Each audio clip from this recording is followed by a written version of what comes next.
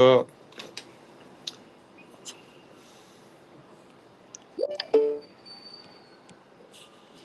का जो हमारा सेशन है, मिजाज की जो सीरीज चल रही है हमारी, उसमें ये हमारा 14 और आखिरी लेक्चर है।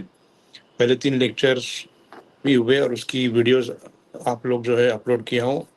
डॉक्टर अब्दुल्ला अंसारी के भी चैनल पे है, मेरे भी आप लोग देख सकते हैं। ये 4th लेक्चर है लास्ट मिजाज की सीरीज़ का। मेरा अपना एक टारगेट था कि रमज़ान में मिजाज की सीरीज़ ख़त्म कर देना इंशाल्लाह। तो उसके मुताबिक मैंने ये आखिरी लेक्चर अभी रखा हूँ। फिर बाद में रमज़ान के बाद इंशाल्लाह हम लोग नई टॉपिक्स के साथ इंशाल्लाह शुरू करेंगे। तो बहुत इंपॉर्टेंट चीज़ है फ्रेंड्स, मिजाज को समझ के इलाज करना, और बहुत मज़ा भी आता है अगर आपने डायग्नोस कर लिया। बेसिकली दुनिया में अगर आप देखेंगे तो हज़ारों की तादाद में अमराज हैं, हज़ारों की तादाद में, और हर एक मर्ज़ को अलग अलग स्टडी करना, उसकी कैफियत को समझना, उसके अलामात, उसके इलाज को, उसकी पैथोजेनेसिस को, और डिफ़िकल्ट काम हो जाता है। और अगर वाकई में अगर हर मर्ज़ चारों किल्तों के अंडर में आ रहा है, तो ये बहुत बड़ी बात है कि बाबा हर एक मर्ज़ को आप किसी न किसी मिजाज से कोरिलेट कर सकते हैं। ठीक है, फिर वो मर्ज़ का नाम कुछ भी हो, वो मर्ज़ का जो भी उसका पैथोजेनेसिस हो, लेकिन उसको किसी न किसी मिजाज से डेफिनेटली उसको जो है आप कोरिलेट कर सकते हैं। और हर एक मिजाज में कोरिलेट करने की उसकी एक रीज़निंग है, एक उसकी वजह है। जैसे मैंने आपको बताया कि सफ़रा में क्यों हम लोग, सफ़रा मिजाज के लेक्चर अगर आप अटेंड करोगे समझ में आएगा कि सफ़रा में क्यों हम लोग जो है उस चीज़ को सफ़रा से क्यों कोरिलेट कर रहे हैं, या बलगम वाले को बलगम से क्यों कर रहे हैं, सब दम को दम से क्यों। और सौदा जो है ना, ये बहुत आप लोगों को कम देखने में आता है, लेकिन उसके बगैर जो है मिजाज और अमराज पूरे नहीं हो सकते। तो वो कौन से अमराज है जो सौदा के अंडर में हम लोग उसको कैटेगराइज कर सकते हैं, और सौदा को किस तरीके से हम लोग समझेंगे, और उसका इलाज क्या है। तो ये तमाम चीज़ें हम लोग इंशाल्लाह बात करेंगे। बेसिकली जैसे मैंने आप लोगों को बताया कि सफ़रा को हम लोग जो है आग से मंसूब करते हैं, दम को हवा से मंसूब करते हैं, बलगम को पानी से मंसूब करते हैं, और सौदा को किससे मंसूब कर सकते हैं आप, उसका उसका उसका जो है एलिमेंट कौन सा है? मिट्टी सर, मट्टी मिट्टी मिट्टी।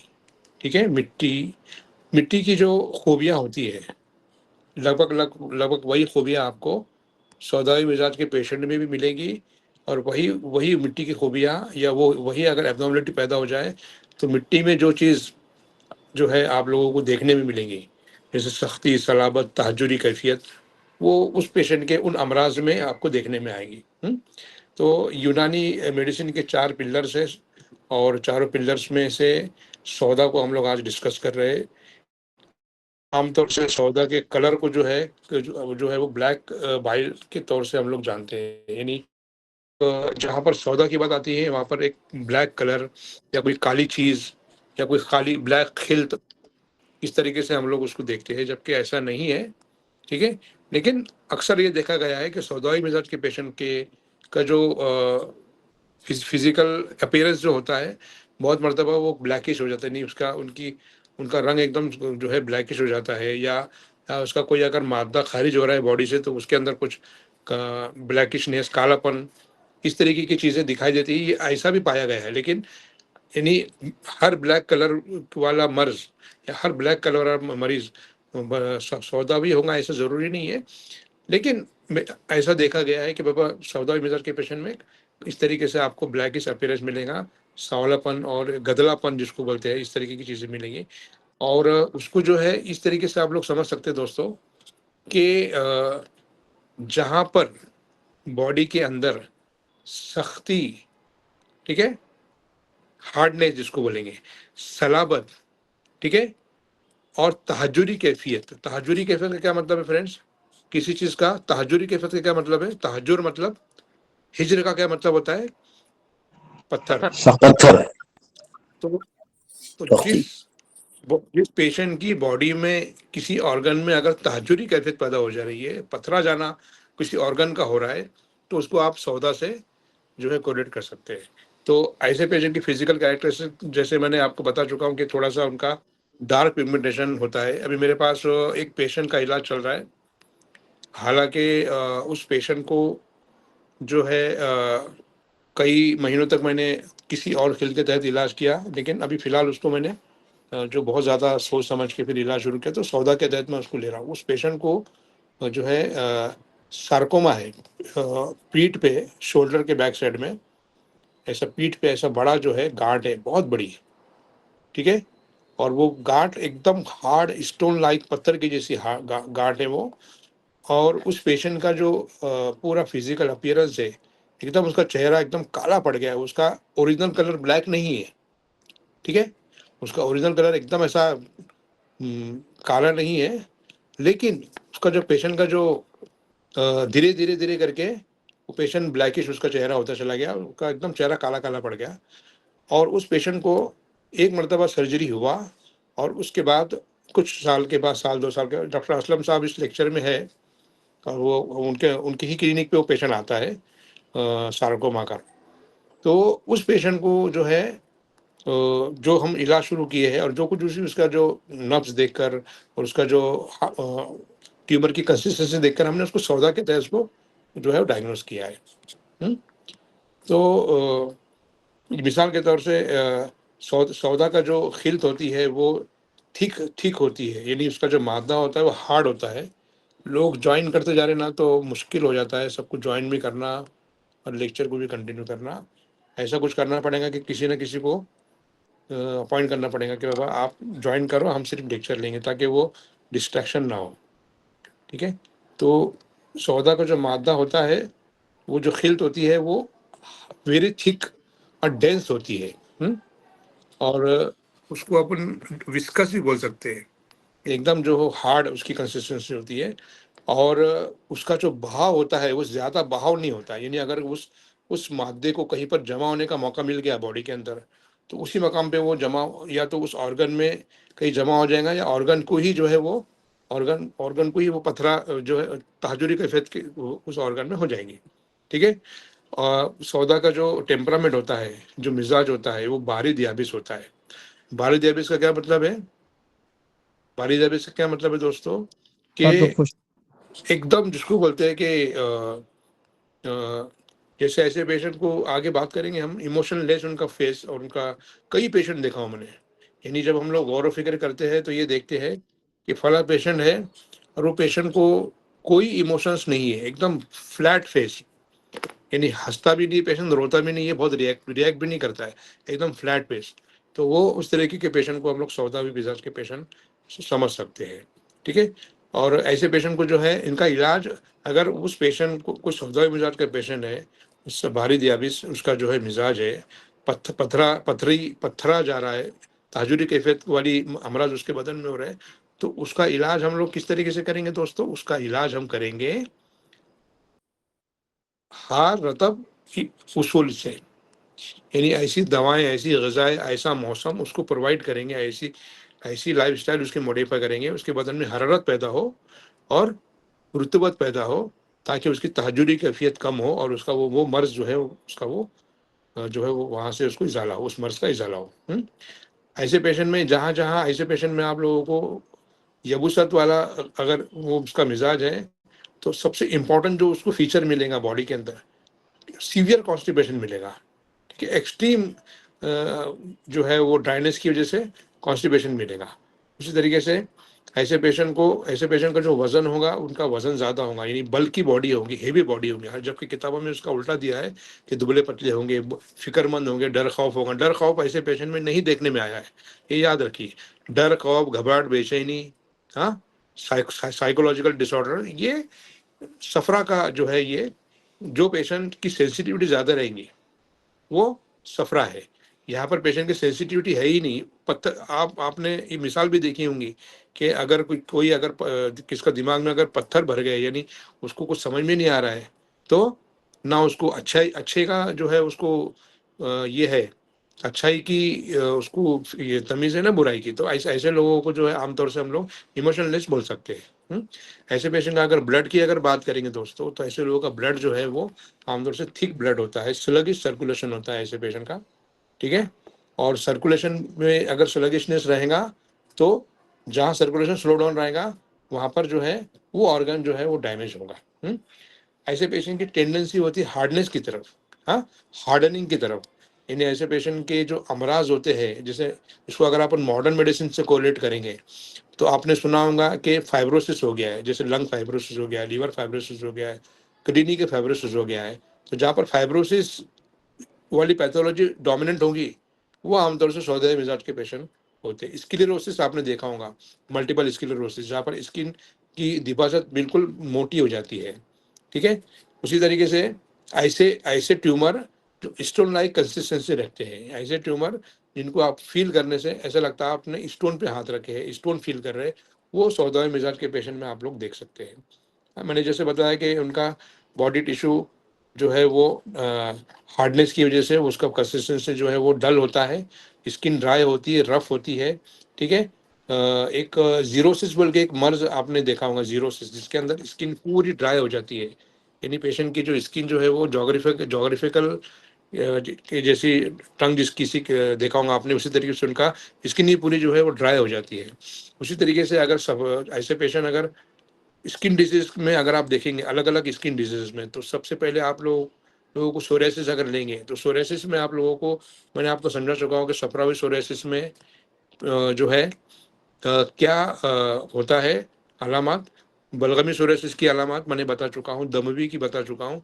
अगर सौदावी सोरेसिस की अगर आप बात करेंगे तो सौदावी सोरेसिस में आप लोगों को इचिंग, बर्निंग, इस तरीके की अलामत नहीं मिलेंगी, बल्कि बड़े बड़े पैचेस मिलेंगे, और वो पैचेस जो है वो एक के ऊपर एक परत जमा होते चली जाएंगी, एकदम उसकी जो दिबाजत रहेंगी, थिकनेस रहेंगी, बहुत ज़्यादा रहेंगी, और फील करेंगे तो एकदम रफ स्किन लगेंगी।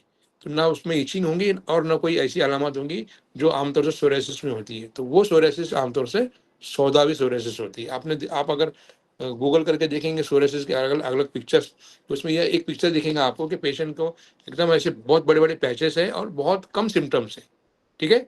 और ना ही वो थिकनेस कम होती है, बल्कि एक के ऊपर परत जमा होती चली जाती है, ठीक है। उसी तरीके से अगर ऐसे पेशेंट को एक्जिमा होगा तो एक्जिमा आप जो है वो लैकेनिफिकेशन आप देखेंगे कि बाबा कुछ एक्जिमा ऐसे होते हैं जहाँ पर इचिंग, बर्निंग होती है, रेडनेस होता है, वो सौदा, वो सफरा और दम के तहत ले सकते हैं आप। कुछ एक्जिमा ऐसे होते हैं जो वीपिंग होते हैं, जिसके अंदर से जो है मवाद रिश्ता है, वो बलगामी हो सकते हैं। और कुछ एक्जिमा ऐसे होते हैं जिसके अंदर स्किन बहुत ज़्यादा मोटी दिवाजत वाली हो जाती है, वो जो है वो सौदावी एक्जिमा आप बोल सकते हैं। उसी तरीके से बड़े बड़े मस्से आना, ये सौदावी पेशेंट में आप लोग आमतौर से देख सकते हैं। उसी तरीके से अगर पिंपल्स की बात करेंगे तो मोटे मोटे पिंपल्स, जैसे हम लोग जैसे कुछ पिंपल्स होते हैं acne, black heads, white heads, एक होते हैं cystic acne, black head, white heads और पश्चुलर एक्ने, वो सब सफरा भी है। उसी तरीके से बलगमी एक्ने देखेंगे तो सिस्टिक एक्ने, जिसमें बहुत ज़्यादा पस के पॉकेट जमा हो गए। एक होते हैं नोडुलर एक्ने, अगर आप फील करोगे तो बहुत ऐसे मोटे नोट्स होते हैं और एकदम हार्ड उसका जो है कंसिस्टेंसी होती है, वो सौदावी एक्ने। अगर वो आप इस तरीके से पेशेंट को क्लासीफाई कर सकते हैं। पेशेंट को जब स्किन को फील करेंगे तो आपको एक तो रफनेस मिलेगा और जो है ड्राइनेस मिलेगा अगर एबनॉर्मलिटी है उसकी बॉडी में, और उसके अलावा जो है वो ठंडी उसकी बॉडी रहेगी, ठीक है। उसी तरीके से अगर आप लोग उसका डाइजेशन की बात करेंगे तो उनका डाइजेशन स्लो होता है, भूख जो है वो बहुत कम होती है, ठीक है।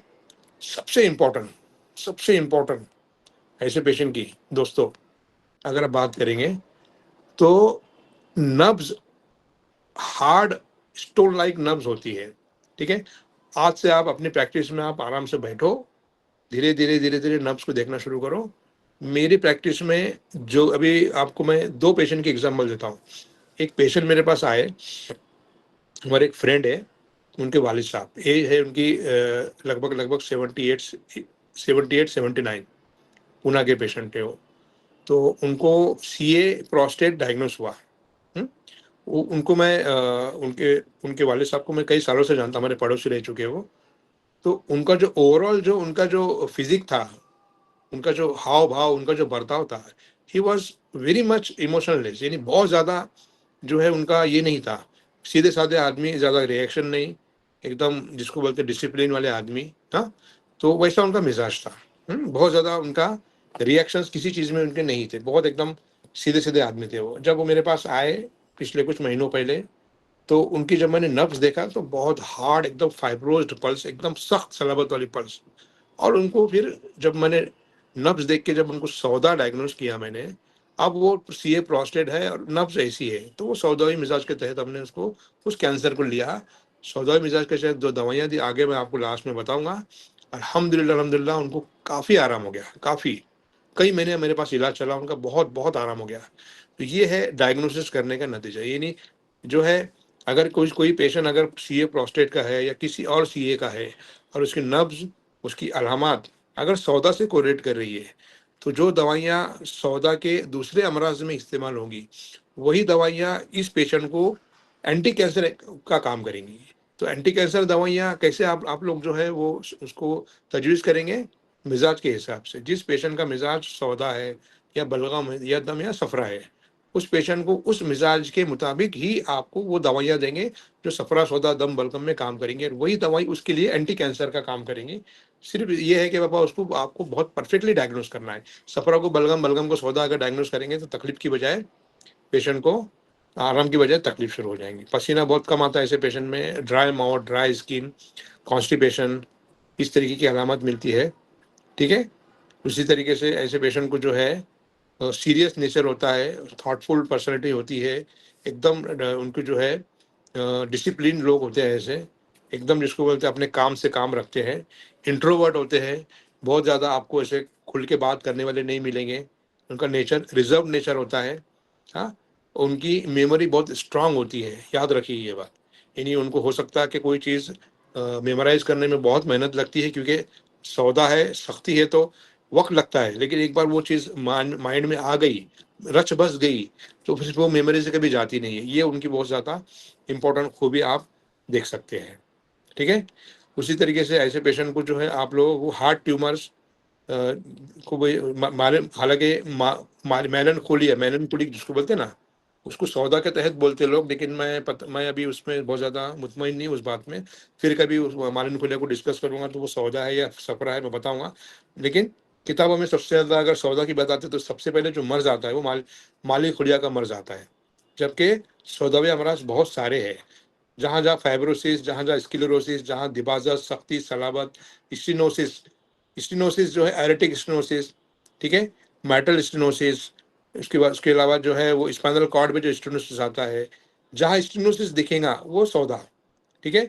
तो रोमेटिक हार्ट डिजीज के मेरे पास जितने मैंने आज तक मैंने पिछले बहुत ज़्यादा पेशेंट नहीं देखा होगा मैंने रोमेटिक हार्ट डिजीज के, लगभग लगभग पिछले 4-5 साल में 15-20 पेशेंट देखा होगा, क्योंकि मेरा वो काम नहीं है। लेकिन जो भी पेशेंट को देखा हो मैंने, उनकी नब्ज और उनकी तमाम की तमाम अलामत सौदा के तहत मैंने देखा हूँ, और सौदा के तहत मैंने सालों साल इलाज किया हूँ कामयाबी के साथ। ठीक है। जहाँ मैंने तजुर्बा करने की कोशिश की और उनको दूसरे खिल्त के तहत मैंने दवाइयाँ दिया, चेंज किया, उनको तकलीफ बढ़ गई, पेशेंट टूट गए, वो पेशेंट दोबारा आई नहीं। ठीक है। और जहाँ मैंने लगा, क्योंकि मैं नए नए तजुर्बात करते हैं तो हम लोग ये सोचते हैं बस सौदा के तहत काम कर रहे हैं, तो वाकई में मैं अपने उस कॉन्सेप्ट में ये हूँ अगर से, तो मैं चेंज करके देखेंगे, लेकिन चेंज करने के चक्कर में पेशेंट टूट जाते हैं। तो सौदा के तहत ही aortic stenosis, mitral stenosis, rheumatic heart disease, ठीक है, पल्मोनरी स्टेनोसिस वगैरह, ये तमाम स्टेनोसिस जहाँ आएंगे वो सौदा है। ठीक है। नब्ज बहुत हार्ड होती है, जो है वो नब्ज को अगर आप फील करेंगे तो ऐसा लगेगा कि बहुत पत्थर पे अपन ने हाथ रखे हैं। Very hard consistency of the pulse. Tumour कोई है तो बहुत हार्ड कंसिस्टेंसी वाला ट्यूमर्स होता है।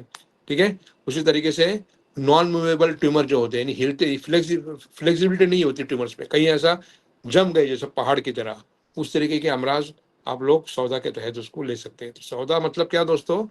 सख्ती, सलाबत, हार्डनेस, सलाबत उज़्व, हार्डनिंग ऑफ द टिश्यू, ठीक है, या फिर वर्म सुल्ब हार्ड ट्यूमर बोल सकते हैं, या गलीज मवाद, अकोमुलेशन ऑफ मादे गलीज, ये तमाम सौदा के तहत आप कैटेगराइज करेंगे। उसी तरीके से बोन ट्यूमर जितने होते हैं, यानी हड्डियों, ऑस्टियोमा, ऑस्टियोसार्कोमा, ऑस्टियोकॉन्ड्रोमा, जो हड्डियों से जिसका ओरिजिनेशन होता है, ओरिजिन होता है, वो आमतौर से सौदावी जो है ट्यूमर्स आप कर सकते हैं, उसको कैटेगराइज कर सकते हैं। तो जैसे मैंने बताया, aortic stenosis, mitral stenosis, rheumatic heart disease, spinal stenosis, pyloric stenosis, ये तमाम के तमाम सौदा की भी अमराज है। उसी तरीके से अगर और आगे बढ़ेंगे तो कैरोटिड स्टेनोसिस है, पल्मोनरी वाल्व स्टेनोसिस है, रीनल आर्टरी स्टेनोसिस देखे होंगे जहाँ पर हाइपरटेंशन वगैरह हो जाता है, ये सौदा है। इजोफेजियल स्टेनोसिस भी एक मर्ज है, ट्रेकियल स्टेनोसिस, जहाँ कोई ऑर्गन में स्टेनोसिस देखने को मिला वो आपको सौदा समझने का। स्क्लेरोसिस जिसको बोलते हैं, अथेरोस्क्लेरोसिस, आर्टेरियोस्क्लेरोसिस, मल्टीपल स्क्लेरोसिस एक मर्ज है, आप किताबों में देख लो, आप पढ़ लो उसको पूरा का पूरा पिक्चर। आप जब पढ़ेंगे, डिजीज पढ़ेंगे और उस पेशेंट को देखेंगे तो आपको लगेगा कि ये सौदा मिजाज के पेशेंट है। सिस्टमिक स्क्लेरोसिस, नेफ्रोस्क्लेरोसिस, ओटोस्क्लेरोसिस, जहाँ कान के अंदर जो है कोई हड्डी के अंदर हड्डी जो तहजुरी कैफियत पैदा हो जाती है हड्डी के अंदर, जिसकी वजह से बहरापन वगैरह आते हैं, ओटोस्क्लेरोसिस बोल सकते हैं, वो सौदा है। ठीक है। तो आमतौर से आप लोगों को सौदावी मर्ज को किस तरीके से आप लोग ये करेंगे, किस तरीके से डायग्नोस करेंगे? पेशेंट की नब्ज के जरिए, पेशेंट की अलामत के जरिए, पेशेंट की जो है फिजिक के जरिए, पेशेंट का इमोशनल लेस उसका मिजाज के जरिए आप उसको डायग्नोस करेंगे। ठीक है। इसके अलावा अगर आप लोगों को सिरोसिस जो है, जो सिरोसिस ऑफ लीवर में भी बहुत सारे पेशेंट जो है, हालांकि सिरोसिस ऑफ लीवर अगर जो है उसका अगर उसकी वजह अगर कोई वायरल इन्फेक्शन है तो वो सफरा है, लेकिन अगर किसी और वजह से सिरोसिस लीवर हो रहा है तो आप सौदा के तहत उसको कैटेगराइज करेंगे इंशाल्लाह। अब आते हैं अपन उसके इलाज की तरफ। तो इलाज से पहले मैं कुछ और पॉइंट्स आप लोगों को ये करता हूँ। ठीक है। इलाज से पहले मैं आप लोगों को कुछ और पॉइंट में देख लेता हूँ अगर कुछ है तो।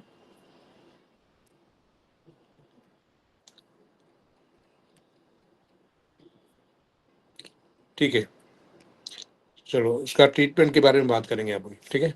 सौदावी मिजाज के पेशेंट को अगर आप लोगों ने एक बार डायग्नोस कर लिया, चाहे वो सौदावी कैंसर हो, सौदावी ट्यूमर्स हो, या कोई ऑर्गन के अंदर अगर कोई सख्ती सलामत हो रही है, या कुछ भी उसको जो भी उसके खास तौर से स्प्लीन को अगर आप जहाँ पर मेरा अपना अपना तजुर्बा इस बात पे जो ये है कि जो पेशेंट को स्प्लीन अफेक्टेड होती है, उस पेशेंट को आमतौर से सौदावी मर्ज ही होता है। इन जनरल मैंने देखा हूँ, आज तक जो भी देखा हूँ, बहुत ज़्यादा पेशेंट आएंगे तो हम लोग फिर दूसरे मिजाज में उसको कैटेगराइज कर लेंगे। आज तक का तजुर्बा है, जब तिल्ली बढ़ गई है किसी भी वजह से, चाहे वो जो है कोई ब्लड डिसऑर्डर है, ब्लड कैंसर है, या कुछ और है, वो सौदा। ठीक है। इसके अलावा मैंने एक और ब्लड कैंसर्स की कुछ टाइप्स देखा हूँ, जिसे जिसे हम लोग माइलोफाइब्रोसिस बोलते हैं, या माइलो डिस्ट्रॉफिक डिसऑर्डर बोलते हैं, जहाँ पर बोन मैरो पूरा सूख जाता है, बोन मैरो में पूरी एकदम जिसको बोलते हैं ना हार्डनेस आ जाती है, जिसकी वजह से अप्लास्टिक एनीमिया और उस तरीके के जो है ब्लड कैंसर की एक पर्टिकुलर टाइप है वो। तो उस बोन मैरो के सूखने की वजह से अगर जो है WBC RBC से प्लेटलेट नहीं बन पा रहे, तो मैंने जब भी उनको सौदा के तहत इलाज किया, जब भी उनको दवाइयाँ दी, अल्हम्दुलिल्लाह बहुत अच्छे रिजल्ट आए। उसी तरीके से एक और डिजीज़ है, मैंने लास्ट टाइम आपसे डिस्कस किया था, वो डिजीज़ के अंदर वो डिजीज़ के अंदर जो है पॉलिसिटी, क्या नाम उसका, थैलेसीमिया मेजर, खास तौर से थैलेसीमिया मेजर का मेरे पास एक पेशेंट है डॉक्टर इलियास के पास बीड़ में। वो बच्चे को भी हमने जो है, उसका भी 12-13 साल का बच्चा है वो, उसका चेहरा, उसका वो रंग धीरे धीरे धीरे ब्लैकिश होता चला गया। उसको फिर जो है पॉलिसिटी मेरा जब डायग्नोस हुआ तो महीने में एक बार, 20 दिन में एक बार, 25 दिन में एक बार उसको जो है ब्लड ट्रांसफ्यूजन करना पड़ता था। जैसे ही हमने जब उसकी नब्ज देख के, उसकी अलामत देख के, रिपोर्ट्स देख के जब इलाज शुरू की सौदा के तहत, अल्हम्दुलिल्लाह 20 महीने हो गए होंगे तकरीबन अभी आज, उस पेशेंट को एक बार भी ब्लड BT की जरूरत नहीं पड़ी, ब्लड ट्रांसफ्यूजन की जरूरत नहीं पड़ी। समझ में आ गया? तो कॉन्सेप्ट के ऊपर अगर आप लोगों ने सही तरीके से काम कर लिया, तो चाहे ब्लड कैंसर हो या बड़े से बड़ा मर्ज हो, इंशाल्लाह आपको इलाज करना बहुत ज़्यादा आसान हो जाता है, और आप एक बहुत बड़े ऑन्कोलॉजिस्ट बन सकते हैं, बहुत ज़्यादा हेमाटोलॉजिस्ट, बहुत बड़े हेमाटोलॉजिस्ट बन सकते हैं, क्योंकि मामला सिर्फ कैफियत का है। ठीक है। हार्डनेस की वजह से, सख्ती सलाबत की वजह से पेशेंट का बोन मैरो काम नहीं कर पा रहा है, तो फौरी तौर से आपने डायग्नोस करके सौदा कहते थे इलाज किया, अल्हम्दुलिल्लाह उसको रिजल्ट आना शुरू हो गए। तो दवा के बारे में मैं आपको बताता चलूँ, जैसे अगर आप मुरक्कबात की बात करेंगे दोस्तों, तो माजुन फ्लास्फा, जवारिस जालिनोस, ये 2 ही दवाइयाँ मेरे तजुर्बे में हैं जो सौदा के तहत मैंने देखा हूँ, बहुत अच्छे रिजल्ट। ठीक है। माजुन चौप चीनी भी एक थर्ड मेडिसिन आप एड ऑन कर सकते हैं, फ्लास्फा, चौप चीनी और जवारिस जालिनोस, ये हो गया मुरक्कबात। अब आइए मुफरदात की तरफ। सिंगल ड्रग्स में वो दवाइयाँ जिनकी किताबों के अंदर, अगर आप लोगों ने ये देखेंगे, आप किताबों के अंदर अगर उन दवाओं की खूबियाँ, कैरेक्टरिस्टिक्स अगर आप देखेंगे तो लिख कर आता है मुखरिश। सुना आप लोगों ने? एवरीबडी? जी सर, मुखरिश खराश खराश पैदा पैदा करने करने वाली। वाली। तो मुखरिश दवाइयाँ सफराई मिजाज के पेशेंट को अगर आप देंगे तो खराश को बढ़ा देंगी, नुकसान करेंगी। ठीक है? वही मुखरिश दवाइयाँ अगर आप सौदाई मिजाज के पेशेंट को देंगे तो वो उनके मादे को क्या करेंगी? क्या करेंगी? तहलील करेंगी। ठीक है? कॉन्सेप्ट समझ में आ गया एवरीबडी? कॉन्सेप्ट समझ में आ गया? Yes sir. जो दवाइयाँ हरारत को बढ़ाएंगी, सोजिश को यस। बढ़ाएंगी, ठीक है, तो वो दवाइयाँ सफरा में नुकसान करेंगी लेकिन सौदा में बहुत ज़्यादा फायदा करेंगी। तो आप हर एक मुखरिश दवा आप किसके तहत उसको कैटेगरी, जो किस मिजाज में आप उसको इलाज के तहत लेंगे? सौदा के तहत। उसमें आइए राई। राई मुखरिश है ना, है कि नहीं है? तो राई को आप जो है सौदावी मिजाज के पेशेंट में फायदा करेंगी। बापची मुखरिश है, वो भी सौदा के तहत काम करेंगी। मेथी के दाने जो है वो भी मुखरिश है। बरगे सुदा भी सौदा की दवाई, बहुत अच्छी दवा है। ठीक है? शेतरज हिंदी, चित्रक जिसे बोलते हैं, वो सौदा की बहुत अच्छी दवा है। उसी तरीके से जो है सत्यानाशी के बीज बहुत अच्छी दवा है। दालचीनी बहुत अच्छी दवा है। ठीक है? अजवाइन देसी बहुत अच्छी दवा है। उसी तरीके से बड़ी इलायची, छोटी इलायची भी दवाइयाँ, ये दवाइयाँ हार रतब दवाइयाँ है। ये हार और रतब हरारत को बढ़ाएंगे, रुतूबत को बढ़ाएंगे, तो सौदा में बहुत अच्छे तरीके से सौदा को तहलील करेंगे इंशाअल्लाह। तो ये तमाम दवाइयाँ आप जो है नोट डाउन करके लिए। चौप चीनी भी जो है सौदा की बहुत अच्छी दवा है। ठीक है? उसी तरीके से ज़ीरा हार हार उसका मिजाज है। काली मिरी जो है फिलफिल सिया, फिलफिल दराज, सर जीरा सफेद या जीरा सिया? फिलफिल दराज भी हरारत को बढ़ाएंगी। खरदल यानी राई, हिलतीत, उसी तरीके से बापसी मैंने बताया। सनाए मक्की भी क्या करती है? जो जो दवाइयाँ सख्त मवाद को तहलील करके मोशंस लाती है, जितनी भी दवाइयाँ, सकमुनिया, सनाए मक्की, हबे ARH, ठीक है, ये तमाम की तमाम दवाइयाँ जो बदन में हरारत को बढ़ाएंगी, रुतूबत को बढ़ाएंगी, तहलील को बढ़ाएंगी, ठीक है, वो दवाइयाँ सौदा को तहलील करेंगी और सौदावी अमराज से बेहतर तरीके से एक अपना रोल अंजाम दे सकती है। तो ये हो गया दवाओं के ताल्लुक से। और सौदा का टोटल मैंने आपको, जो मेरे अपने तजुर्बे में सौदा को मैंने समझा हो, वो पूरा का पूरा मैंने आप लोगों को समझाया हूँ बराबर पूरे आधे घंटे तक। ठीक है? अब अगर कोई पॉइंट अगर मुझको समझ में याद आता है तो मैं आपको अभी इमीडिएट वो चीज़ बता सकता हूँ। अदरवाइज वेरिकोज वेन की बात करेंगे सौदा में, तो सौदा में वेरिकोज वेन को आप लोग जो है छोटी छोटी स्पाइडर मकड़ी के जाल की तरह, अगर वेरिकोज वेन है सफरा, अगर जो है कुछ वेरिकोज वेन ऐसी है जिनकी कंसिस्टेंसी बहुत लूज हो चुकी है, यानी उनकी इलास्टिसिटी कम हो चुकी है, फील करने से देखने समझ में आता है, वो बलगम। कुछ एक जो है दमी मिजाज की कुछ अलग होती है। लेकिन सौदावी वेरिकोज वेन अगर आप डायग्नोस करोगे तो एक सिंगल हार्ड रोप लाइक एक ऐसी ऊपर से नीचे तक एक जो है उसका नाम मैं भूल रहा हूँ, उस पर्टिकुलर वेन का, जो कमर से लेकर पैर तक आती है, तो वो जो है उसको फील करेंगे तो एक रस्सी की तरह का फील आता है, हार्ड फीलिंग आता है ऊपर से नीचे तक, वो सौदावी वेरिकोज वेन है। ठीक है? रीनल स्टोन की बात करेंगे तो सौदावी रीनल स्टोन में आप लोगों को मालूम पड़ेगा कि बहुत सारे पेशेंट ऐसे आपको देखने में आएंगे जिनको अचानक डायग्नोसिस में मालूम पड़ा कि बड़े बड़े जो है अंडे के साइज के इतने, या बहुत बड़े बड़े स्टोन अचानक मालूम पड़ गए, कोई सिम्टम नहीं, कुछ नहीं, सिर्फ डायग्नोसिस में मालूम पड़ा। तो वो कौन से स्टोन है, किस मिजाज में देखेंगे आप उसको? किस मिजाज में देखेंगे? वो सौदा के तहत आप उसको कैटेगराइज कर सकते हैं। ठीक है? तो अभी आप लोगों को सौदा थोड़ा ठीक तरीके से समझ में आ गया दोस्तों, फ्रेंड्स, एवरीबडी? शायद नर्व नहीं, वेन आती है। वेन का नाम अच्छा है, वो बताऊंगा इंशाल्लाह। जो अगर आप गूगल करेंगे ना तो आप लोगों को टाइप्स ऑफ हाँ saphenous vein, very good, very good. चलो मेरे स्टूडेंट मेरे से ज़्यादा अच्छी तरीके से समझ रहे हैं, अल्हम्दुलिल्लाह। मैं नाम भूल रहा था और कुछ नहीं। सर ये तो ठीक बता है। चुके हैं सर आप पहले से पहले हम्म। स्टूडेंट को। हाँ, मैं अभी वेरी मेरे जबान गुड। पे नाम नहीं आ रहा था। जहन में तो नहीं आ रहा था देखिए, हमारे को। हर एक डिजीज, चाहे स्किन डिजीज हो, वेरिकोज वेन हो, या कोई भी एक मेंटल डिसऑर्डर हो, या कुछ अब्डोमिनल डिसऑर्डर हो, या कोई डाइजेस्टिव डिसऑर्डर हो, या कुछ रेस्पिरेटरी डिसऑर्डर हो, तो हर चारों मिजाज के अमराज हर एक जो है सिस्टम में आपको मिलेगा। जैसे लंग्स, अगर लंग्स की बात करेंगे तो लंग फाइब्रोसिस फाइब्रोसिस आपको सौदा के तहत मिलेगा। सीओपीडी रहेगा तो बलगम के तहत मिलेगा। ठीक है। कुछ अगर इसके दौरे है, एस्थमेटिक अटैक्स पड़ रहा है, तो सफरा और दम के तहत आपको मिलेगा। तो हर एक जो है डिजीज, हर एक सिस्टम आपको अलग अलग जो है वो आपको मिजाज में डायग्नोस करेंगे, तो आपको परफेक्शन आएगा आपको अपने ट्रीटमेंट के अंदर। सर ठीक है। कैल्सिफिकेशन जो है क्या सौदा में आएगा कैल्सिफिकेशन? Calcification organ calcification. हालांकि उसको सौदा के तहत उसमें भी हार्डनेस होता है ना, लेकिन उसका जो मादा होता है बलगम ही होता है। शुरू में जो मवाद रहेगा ना, अभी देखिए हार्डनेस चारों में आता है। एक और बहुत इंपॉर्टेंट आपने पूछा, क्वेश्चन जो है रेज किया है। देखिए, सफरा हो, बलगम हो, दम हो या सौदा हो, अगर मर्जी कैफियत इन्फ्लामेशन शुरू हो गया, वर्मी कैफियत शुरू हो गए, तो वो वर्म का अंजाम जो होगा, वो अंजाम सलाबत की तरफ जाएगा। याद रखिए, आखिरी में हीलिंग होने के बाद क्या होगा?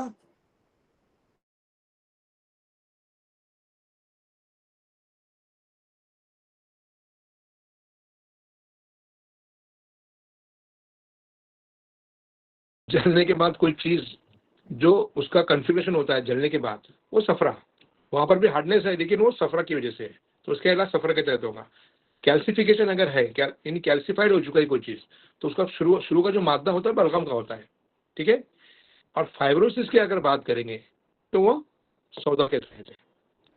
तो आपको डिफरेंशियल डायग्नोसिस समझ में आए, तफरीक समझ में आ गई आप लोगों को? ठीक है। तो ये इस तरीके से आपको जो है हर एक मिजाज को अच्छे तरीके से आपको ये करना है, डायग्नोस करके इलाज करना है। तो सफरा हो गया, सब दम हो गया, बलगम हो गया, और आज सौदा भी लगभग लगभग मैंने समझा दिया हूँ। हाँ, ये कोई क्वेश्चन रहेगा तो पूछिए सौदा के ताल्लुक से, कोई क्यूरीज होंगी तो, ताकि अपना जो है डिस्कशन पूरा हो जाए। एनी क्वेश्चन रिगार्डिंग सौदा, सिर्फ सौदा? तो फाइब्रो एडिनोमा भी सौदा में आएगा ना? फाइब्रो एडिनोमा मैंने देखा हूँ जितना भी पेशेंट्स, फाइब्रो एडिनोमा ब्रेस्ट ना, जी सर जी। सफरा, अच्छा। सफरा के तहत मैंने जितने पेशेंट देखा उनका मिजाज सफरा भी फाइब्रो एडिनोमा में। ठीक है। अभी वो और ज्यादा पेशेंट देखूंगा तो हो सकता है किसी और मिजाज में भी हो सकता है। सर सर सर सबसे ज्यादा अच्छी प्रोग्नोसिस कौन से मिजाज में देखी है आपने? जी, सबसे ज्यादा अच्छी प्रोग्नोसिस कौन से मिजाज में देखी सर आपने? हर मिजाज में, हर मिजाज में सही डायग्नोसिस, सही उसूल इलाज, सही इलाज, और सही उसका लाइफ स्टाइल मॉडिफाई करेंगे तो प्रोग्नोसिस बहुत अच्छी मिलती है। यानी किताबों में यह है कि सौदा अगर बहुत खराब हो गया, बहुत बैड हो गया, खबासत में आ गया, तो उसका इलाज मुश्किल तरीन होता है। ऐसा कुछ नहीं है, अगर आपने उसको सही डायग्नोस किया तो सौदा भी ठीक हो सकता है, सफरा भी ठीक हो सकता है। सबसे ज़्यादा बैड प्रोग्नोसिस होती है सफरा की। ठीक है। वो इसलिए कि बहुत मरतबा बहुत सारे पेशेंट जो सौदा के होते हैं, सफरा के जो पेशेंट होते हैं, उनकी बॉडी में इस तरीके के एग्रेशन होता है, इस कदर गैर तभी हरारत गरीबा अपने उफान पर होती है कि पूरी बॉडी को डैमेज कर देती है। वो सीधा पेशेंट आईसीयू में पहुंच जाता है। ठीक है। आप लोगों को आईसीयू में पहुंचने वाले पेशेंट, एक्यूट कंडीशन वाले, यानी थोड़े दिन पहले अच्छे थे, अचानक आईसीयू में पहुंच गए, वो आमतौर से सफरा ही रहेंगे आमतौर से।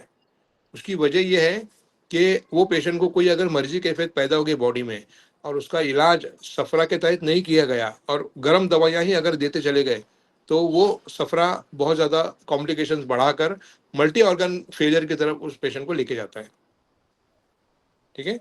जैसे diabetic ketoacidosis, diabetic coma, liver के जो बहुत सारे डिसऑर्डर्स है, जॉन्डिस, ठीक है, लीवर फेलियर है, या रीनल फेलियर के बहुत सारे पेशेंट्स हैं, या मल्टी ऑर्गन फेलियर, फटाफट पेशेंट का लीवर खराब, लंग्स जवाब दे गए, हार्ट वीक हो गया है, किडनी ये हो गई है जो शट डाउन हो रही है धीरे धीरे, ये तमाम जो तेजी के साथ रूनमा होने वाले अलग अलग जो है अलामत अमराज, ये सफरावी मिजाज के पेशेंट में ज्यादातर देखने में आते हैं। सर काले ये चेहरे पर स्पॉट्स होते हैं छोटे छोटे, जो जल्दी में हुए हैं, एक्यूट है, एक आध महीना ही हुआ है उनको, तो उसको हम क्या समझें? छोटे छोटे स्पॉट्स जिसके अंदर गर्मी होंगी, हरारत होंगी, जलन होंगी, चुभन होंगी, वो सफरा।